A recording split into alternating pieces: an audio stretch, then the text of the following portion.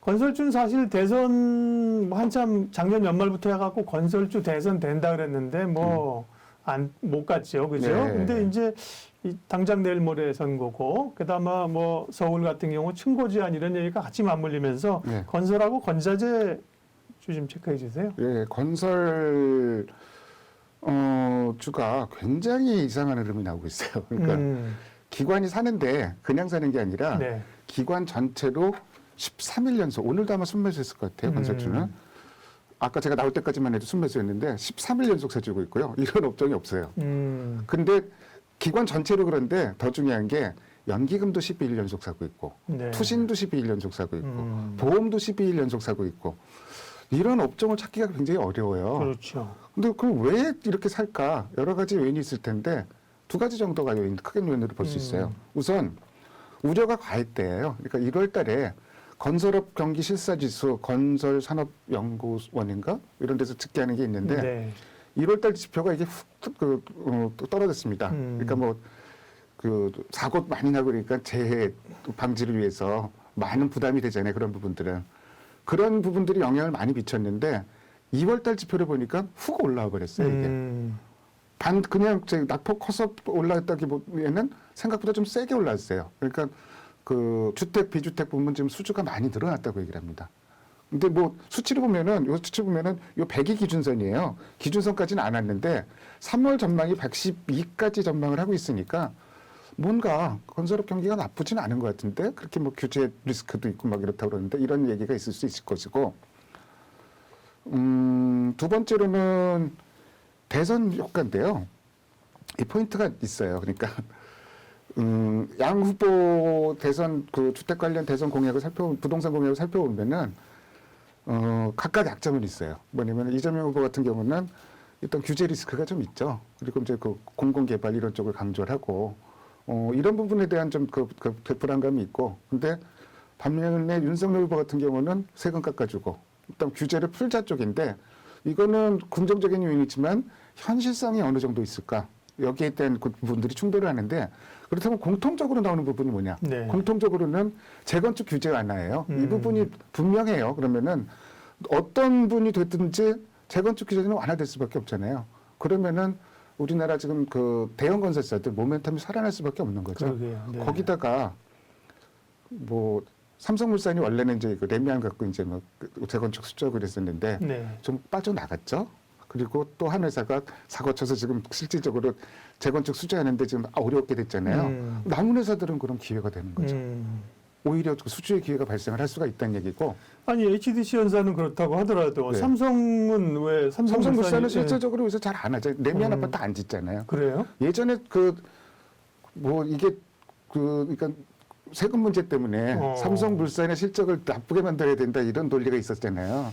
그때 그 주택 사업 이런 부분을 많이 접었어요. 다시 돌아오려면 시간이 걸릴 거예요. 그다음에 이제 현대건설이나 GS건설 여기는 이제 건설에 지금 어쨌든 계열 그룹사이긴 하지만 여기 올인하고 있는 건데 그렇죠. 삼성건설은 없거든요. 삼성물산에 건설 국내가 그렇죠. 들어가 있고 예. 플랜트는 엔지니어링으로 들어가 그렇죠, 있으니까 그렇죠. 네. 그래서 물산에서 봤을 때는 죽기 살기로 사실은 재건축 수주할 모멘텀이 별로 없구나. 없잖아요. 그러니까 지금 나머지 현대건설이라든지 GS건설이라든지 네. 대우건설이라든지 대우건설. 이쪽에 이게 실적이 수주도 많고 받아놓은 수주가 많아요. 주택 부문에. 그래서 올해 실적이 잘 나올 거예요. 거기다가 추가적으로 재건축 완화한다 그러면은 여기 수주하면은 미래의 먹거리를 또 따내는 거잖아요. 그렇죠. 이런 부분들이 상당히 모멘텀으로 작용을 할 수가 있는데 건설주 포인트는 이런 포인트가 하나 있어요. 건자재 쪽 얘기를 하시는데 네.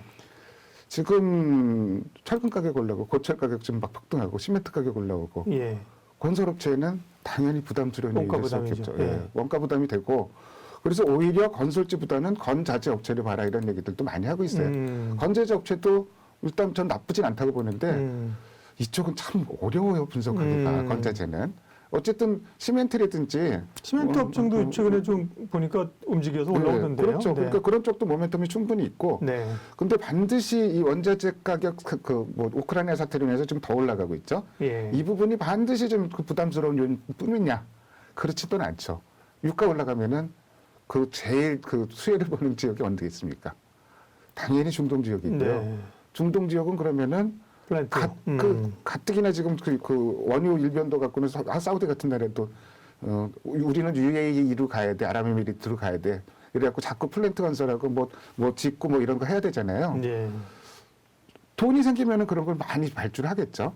근데 그런 모멘텀도 있다. 좀 이렇게 좀 생각을 하시면 될 것 같아요. 그러면 이제 건설주 가운데 건설주 이제 수급도 아까 이제 기관들 사고 있다 그랬었죠. 예. 종목별로 좀 봐주세요. 그러면. 대표적인 종목 네. 5종목만 갖고 네. 와봤어요. 삼성 엔지니어링 수급은 제일 좋습니다. 외국인도 사는데 기관도 사는데 외국인도 기관은 다 사요. 근데 네. 외국인이 굉장히 세게 사고 있는 게 삼성 엔지니어링. 그리고 지난주 한 중반까지 수급이 굉장히 같이 샀던 종목이 GS 건설이 수급이 단연 돋보였었거든요. 예. 근데 주 중반 넘어가면서부터 외국인이 좀 팔기 시작하네요.